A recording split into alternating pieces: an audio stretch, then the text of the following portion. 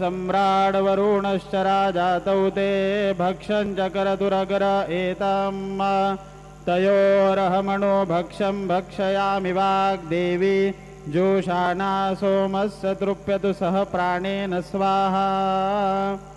चतुरस्रमण्डलं कृत्वा तदुपरि नैवेद्यपात्रं निधाय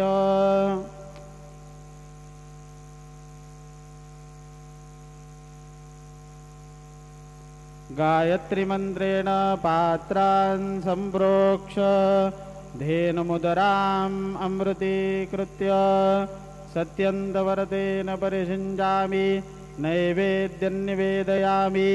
ॐ प्राणाय स्वाहा, ॐ अपानाय स्वाहा, ॐ व्यानाय स्वाहा, ॐ उदानाय स्वाहा, ॐ समानाय स्वाहा, ॐ ब्रह्मणे नमः। नैवेद्यमध्ये पानीयं समर्पयामि।